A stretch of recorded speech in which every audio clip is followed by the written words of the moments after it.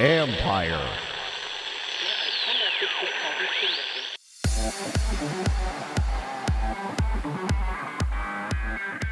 As the sports world reopens to all, the engagement will ramp up as well. For a really long time, the technical limitations of being able to create those highly personalized and highly integrated experiences were really the big barrier to our being able to realize that next generation experience. And now, the technology is advancing to a point that we can do some really interesting things. That's Geoff Reiss, GM at Yahoo Sports, who continues to build one of the largest menu of fan engagement options on the internet.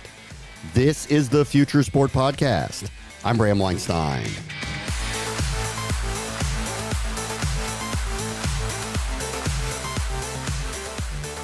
A lot has changed since sports shut down. Gambling operators are moving at a rapid pace to build their own media arms. Massive rights deals followed with the new influx of cash. Yahoo was an early adopter in fantasy sports. And for Geoff Reiss, this new ecosystem of crowded players has only emboldened their business plan.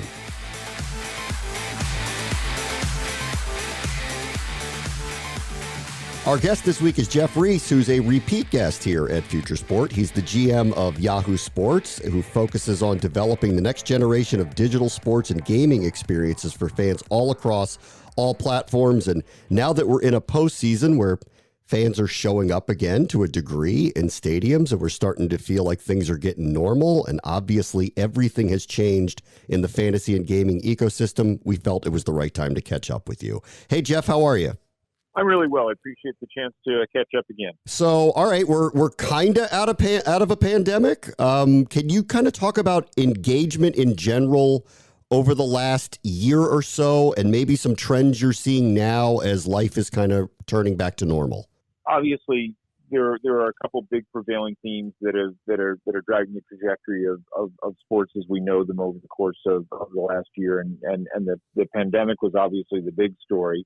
I think story 1B has been the rapid legalization of sports betting across the United States, and the impact that's having a way that not only fans look at sports, but I think, sports betting had a profound impact on the incredible rights de-escalation that the National Football League was able to capture from their partner networks this past year. I think it contributed to the new deals the National Hockey League were able to take out of ESPN and Turner, and it'll likely have a positive impact on what the NBA will do with their rights renewal. So, the pandemic, not to underplay the pandemic, this has obviously been something that's had a profound change on all of society.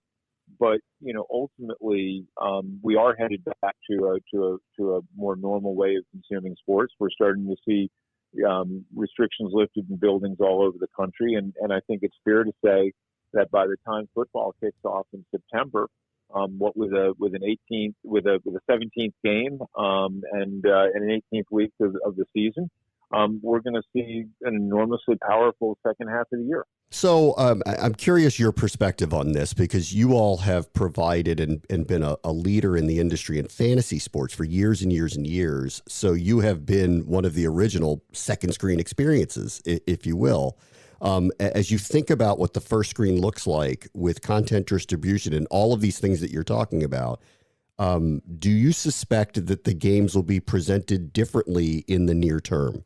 It's a phenomenal question. And I think one of the most interesting things about where we are right now as an industry is that for a really long time, the technical limitations of being able to create those highly personalized and highly integrated experiences were really the big barrier to our being able to realize that next generation of experience.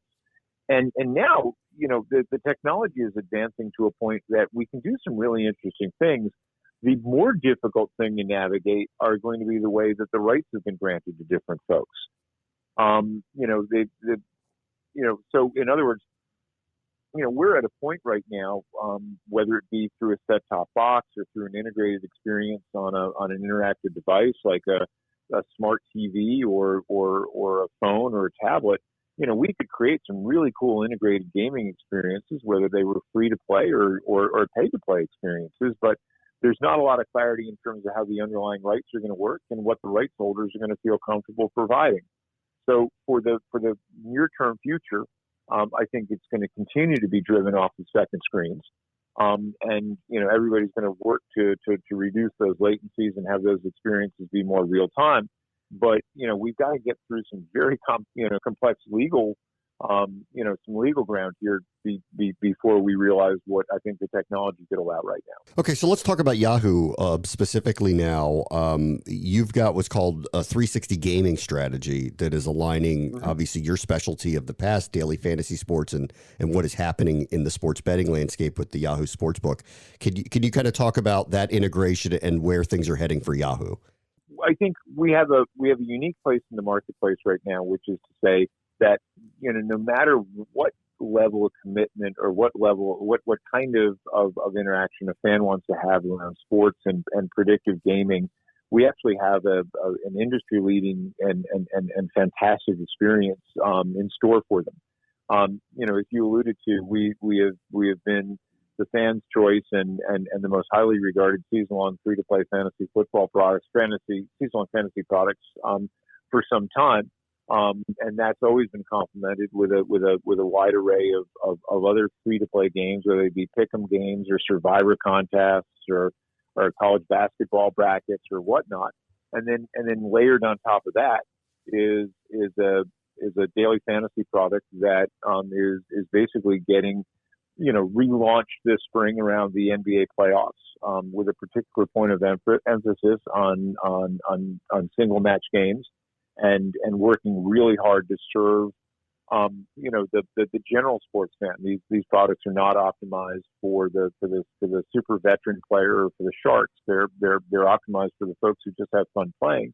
And then of course we have our partnership with BetMGM and the Yahoo Sportsbook that allows the folks who are the most serious and diehard sports bettors to enjoy increasingly integrated experiences in legal states between Yahoo and MGM. So, by 360, what we simply mean is to say there are lots of folks out there who have, really good free-to-play stacks. There's certainly lots of folks out there who have really good paid money gaming, but nobody really has the combination of free and paid money gaming that we can offer. And now our job is to see what we can do about, connecting those experiences a little bit more. And providing fans with an even more fun. So I get the sense, and I've talked to a lot of people, I'm really curious with your position on this, because you guys have provided free to play for a very long time and very successfully. And now there is the pay to play option that is there, not in every jurisdiction, but it is there. As you kind of try to balance offerings, real money play offerings, have you gotten a sense yet of what your customers want and what you want to provide to them? What we want to provide customers is the experience that they're most comfortable with and they're most interested in. And that's why we have the range of products that we have. And we have a lot of learning still to do, particularly in the sports betting side. And people talk about, the sports bettor like it's a singular monolithic mindset among fans, right? It's a little bit like saying, I want to sell somebody a car.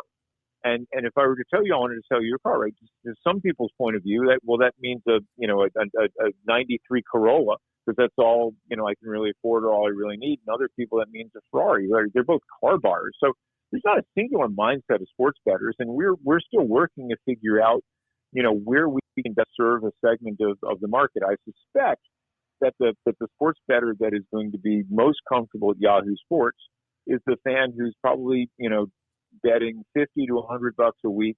They do it to make that Thursday night basketball game more fun, or the Sunday night football game more fun, or the live NFL game they're watching on Yahoo Sports more fun. They're not doing it because they're thinking about quitting their day job.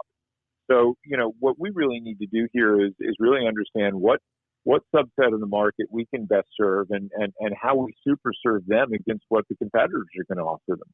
I don't know if this is an easy comparison for you, but I would assume there's a range of fantasy players too, right? That you've learned about through the years. At my age, me and my college friends have had the same fantasy league that we've played season long for however many years we've done that. And then there's others that are playing it literally every day. And I haven't been one of those people that's fallen into that category yet. Like, is that similar to what you've seen, what you think may happen with sports betting, with the spectrum that you saw with daily fantasy? Yeah, I think absolutely. And I think that was one of the things that was really interesting about daily fantasy when it broke through, 6-7 years ago, was that it was one of the first things that meaningfully allowed us to start to really segment the level of interest that you saw within that community of folks who played fantasy sports. And there are other ways for us to do that. With fantasy baseball this year, for example, we released a Fantasy Plus product that allows folks to get a little bit more of an edge against their competitors and a little bit more intelligence around how to optimize their lineup and prepare for a draft.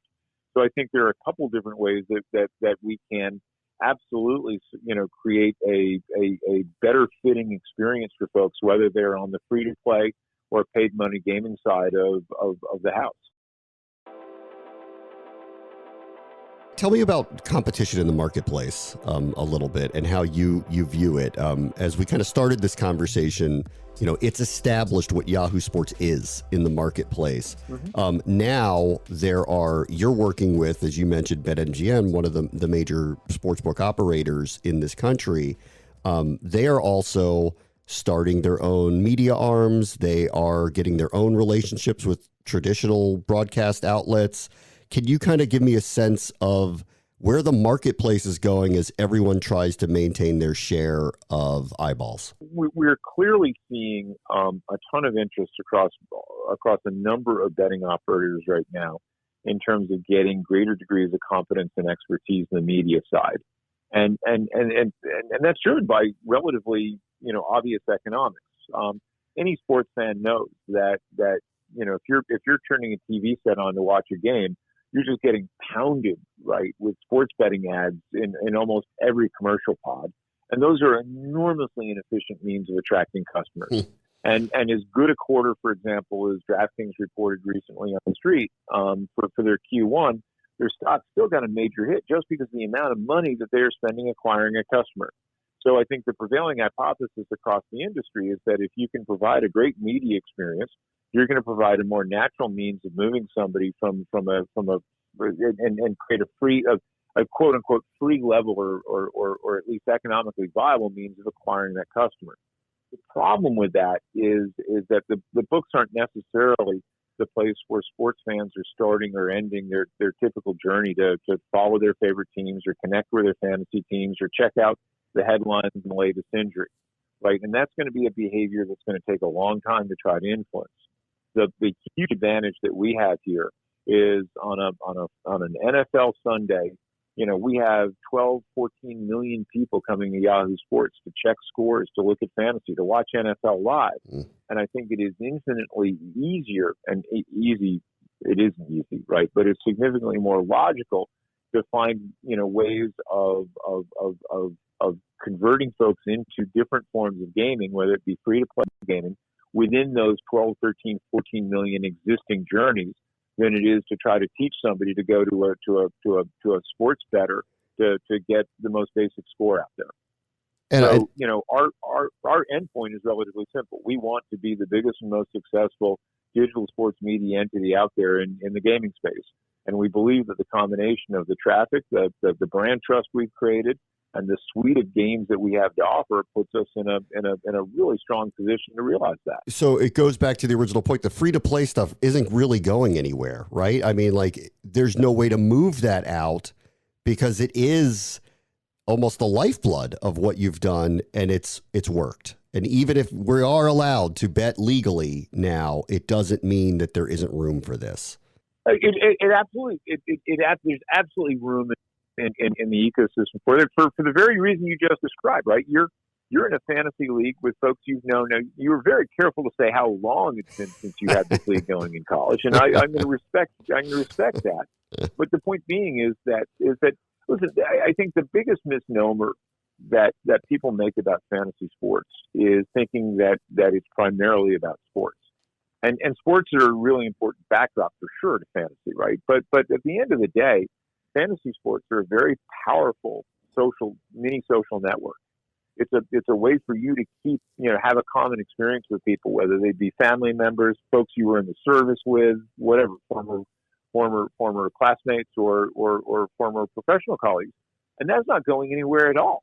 And now it's to say, okay, if you've got 10 folks in that league, and if 4 of them live in legal states and 1 of them is interested in paid money gaming, how do we translate that intense interest they have in terms of setting their lineup on a Sunday into possibly also making a bet? You've just pointed out that I have finally reached an age where I don't like to say my age. Finally, I finally now know what that feels like. This is actually a new phenomenon. I'm sorry to be putting you on the hot seat. No, please. All right, last thing for you here. I like to end a lot of these, especially with people in your position. Here we are and where we are now, and obviously it still feels very Wild West. And you did point out some things that are happening that maybe some of the gambling operators are kind of finding their way with customer acquisition, and so all of that's going to change as things kind of move along here.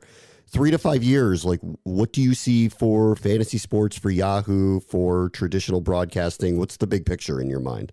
I mean, I think the big picture is what we spoke about before, which is that the legal side and the right side of this starts to get sorted out, and we see more integrated experiences. We see sports betting being legal across the majority of the country.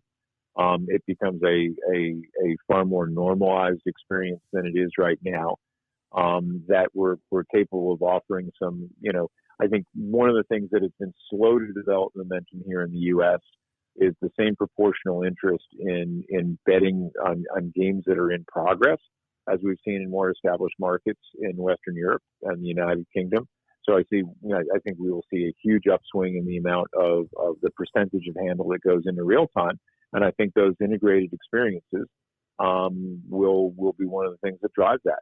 I mean, you talk about getting old, and I'm older than I ever imagined being in doing this kind of stuff.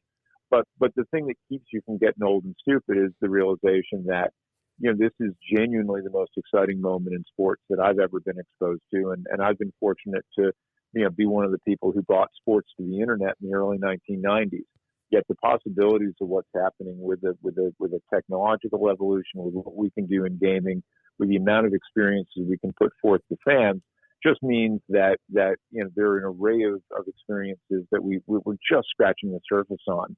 And the next 3 to 5 years are just going to be incredibly exciting in the category. Last thing, I'm sorry, I want to go back on one thing, just that what you just mentioned about the technology here. You've been in the fantasy sports world, so things are changing real time. Your technology had needed to be there all along to showcase that to your customers. In-game betting is a whole different animal. How do you view that right now in terms of just technology being prepared to handle it? Well, again, it's going to be something that is going to evolve, over time as people get more comfortable with it, as the books are able to gin up a larger volume of more relevant bets around what happens. I think one of the most interesting things here is that, sports that in the past, their Achilles heel was breaks in the action and kind of, oh my gosh, this is moving so slow, become phenomenal platforms for in-game betting. I know. I mean, golf, for example, is something that is poised to just explode, because the idea of, wait a minute, there's like a minute and a half between this guy's shots. That's fantastic. I mean, I can run, an entire event like the PGA Championship is going to begin and end in 96 hours. So my futures bets are going to get settled in 4 days. I can bet by the shot, by the player. So, all these things that used to be like, oh my gosh, it's a slow, painful death watching this on television, becomes a potentially riveting experience. And the key thing here is, it's not like you have to play for some crazy amount of money for it to be fun. You could be putting down, $30 bets and have a fantastic experience. Geoff Reiss is the GM of Yahoo Sports. Thank you so much for joining us, Geoff. It was great catching up with you. It's a treat, and I hope we connect soon. On the next Future Sport podcast, life in the stadium will be different. We operate in 10 different countries, including the United States, with the different state laws and protocols. Ultimately, we've had to learn to ignore the noise and just focus on those things that are within ours and our clients' venue control. That's Adam Goodyear, CEO of Real Life Tech, on the innovation fans can expect when they re-enter the stadiums and arenas. That will do it for this episode. As always, the future is now. This is the Future Sport Podcast. I'm Bram Weinstein. The Future Sport Podcast is brought to you by 3 Advance, developers of sports tech apps that are AI-powered and UX-focused. So if you're looking to create some apps for your startup or your sports biz calls for some artificial or business intelligence, you should check out 3 Advance. They're incredible. Go to 3advance.com. That's the number 3advance.com.